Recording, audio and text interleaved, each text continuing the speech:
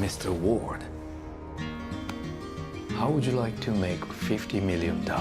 Welcome to our channel today as we bring you the top 10 movies that are coming out in summer 2021. Yeah, a few films are still showing in theaters, but with the current closure in limbo, it seemed unwise to promote them as viable alternatives for moviegoers, though we'd love to be proven wrong. So here are 10 brand new films that are available and highly recommended for a unique summer movie season. Before we continue, please hit the subscribe button and click the bell icon to get more luxurious videos delivered right to you. Let's start. Morning, Tinkle. Number 10 is Spaceship Earth. How can you prepare yourself for Journey into the Unknown? Matt Wolf's timely documentary revisits the 1991 Biosphere 2 experiment in which high-ranking men and women were trapped for 2 years in an enclosed vacuum. To go to Mars and the Moon, we better know how to make a biosphere. Now, if the only thing you know about this experiment is a half-decent Pauly Shore comedy from a few years back, Spaceship Earth will clear things up. The absorbing Sundance breakout from the director of Teenage and Marion Stokes Project combines archival footage with contemporary recollections to capture the fascinating project's unusual mix of scientific inquiry and utopian vision, as well as how it changed the participants' perceptions of humanity. If Spaceship Earth clearly taps into current anxieties about isolation as the entire world deals with quarantine, its currency has far-reaching implications. Wolf's film is an eye-opening ode to the Earth's ecosystem's fragility, told through the eyes of people who created their own version of it from the ground up. Whatever happens to our world in the future, Spaceship Earth will continue to be important. Number 9 is Valley Girl. Come on, just tell me what happened tonight. This latest take on the Valley Girl mythos, literally Romeo and Juliet for Sunset Strip punks and Sherman Oaks Mallrats, was first revealed way back in 2016. It was directed by Rachel Lee Goldenberg, best known for her hilarious Lifetime send-up, A Deadly Adoption. I'm scared. Scared too. And published by Orion Classics. That's when Goldenberg and star Jessica Roth of the Happy Death Day franchise agreed to work on a remake that incorporated musical elements into its star-crossed lovers plot. A radical departure from the original. The film was originally scheduled for release in 2018, but news on it has been largely quiet in recent years, making it something of a strange curiosity for both fans of the first film and those excited to see it turned into a poppy musical flash. The movie is now available on VOD, just in time for everyone, read everyone, who needs a dose of nostalgia with some popular tunes and over-the-top action. Number 8 is Porno. You guys hear that? Keala Racella's sex comedy/horror hybrid debut, Porno, about 5 teenagers working at a movie theater in a religious small town who fight a sex demon spawned by a snuff movie concealed in the theater's archives, made a raunchy splash at the 2019 South by Southwest Film Festival. The religious quintet receives an unwelcome and hell-raising sex education, which leads to plenty of X-rated gore and mayhem. This gory teen comedy mixes laughably outrageous carnage with a genuinely frightening plot to delightful ends, writes Judy Dry for IndieWire, with a winking fetish for cinephile culture thrown in for good measure. Viewers are sure to go crazy for the bold film.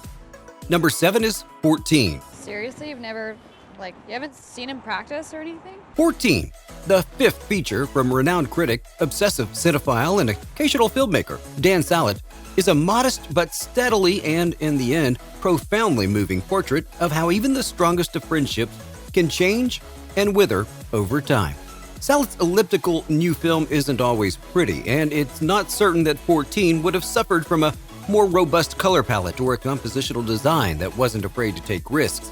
As is the writer-director-editor's usual practice, he reveres the deceptively absent visual aesthetics of Eric Romer, Hong Sang-soo, and the other grand masters of casual suffering.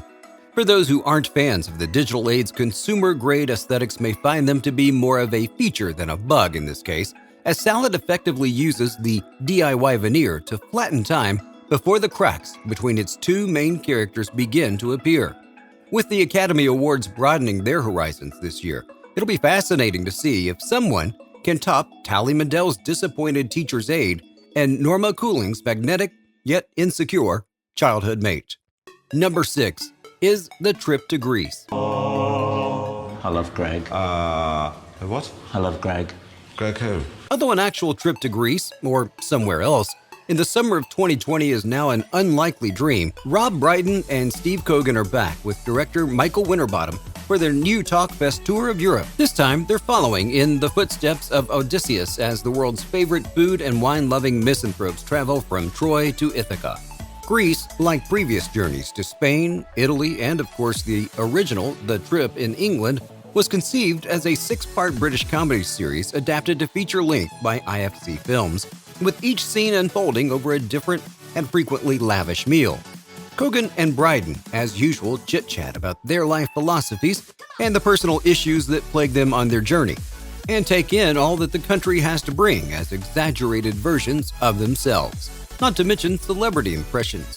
The duo has mentioned that this could be their final tour, so take advantage of it while you can. Number 5, The Lovebirds. Police officer! He's a criminal! Move! The Lovebirds, which was scheduled to premiere at South by Southwest but was postponed when the festival was canceled, was ultimately shifted from Paramount to Netflix to expedite its broadcast.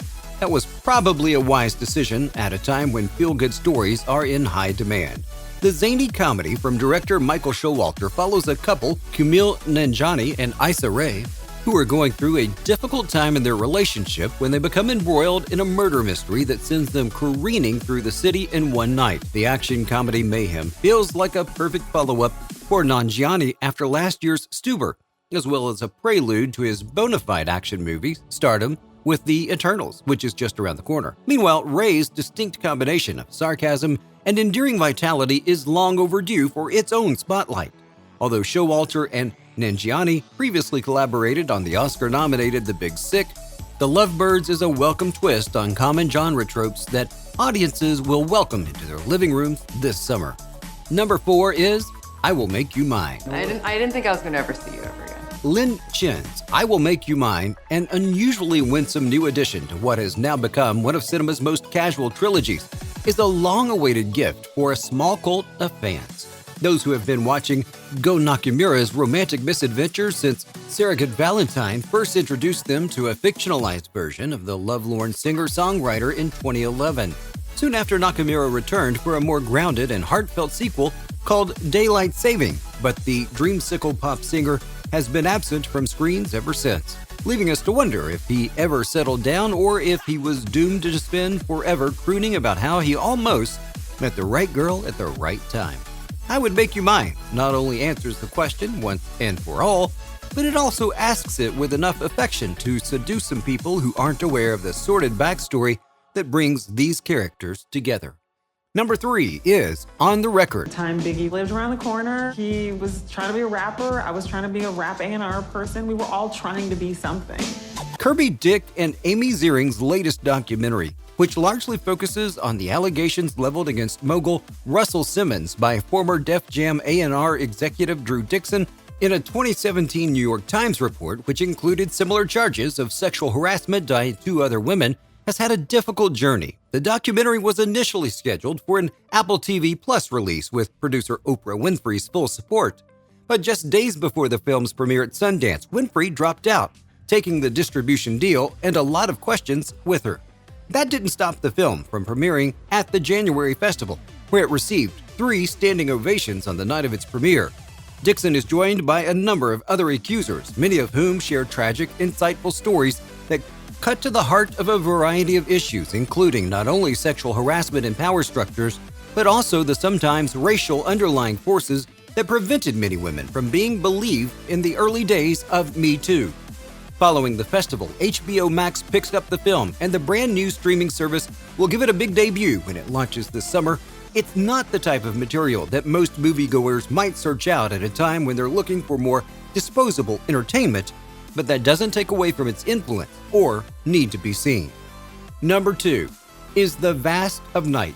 Andrew Patterson's spooky and charming debut, The Vast of Night, is framed as a kind of Twilight Zone episode out of a fictional show called Paradox Theater, and it manages to do a lot with a little, specifically few special effects, few cast members, and a low budget. 2 misfit teenagers, one a whiz-kid switchboard operator and the other a wise-talking, chain-smoking radio DJ, discover a strange audio frequency in their small town in New Mexico, in this Cold War-era thriller set in the 1950s. You can probably guess where this story is going if you know your UFO crash site geography. However, Patterson, along with authors Craig W. Sanger and James Montague, crammed the film with deftly staged twists and turns. This nifty, no-frills sci-fi thriller features eerie sound design and long, sweeping takes in a familiar B-movie tale that feels truly nostalgic without ever attempting irony or cheap pastiche. Number 1 is Artemis Fowl. Oh no. This isn't about the father.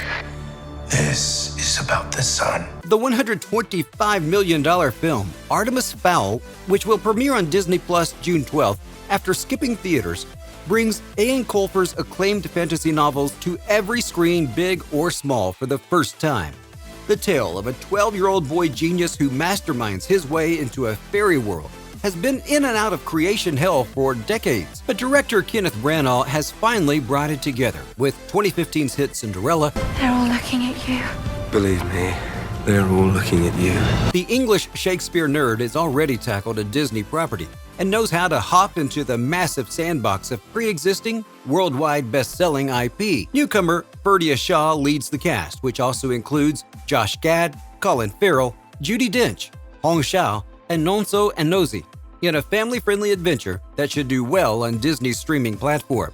Despite the pandemic dictating the laws of exhibition these days, it's concerning that this film will be released without a theatrical release.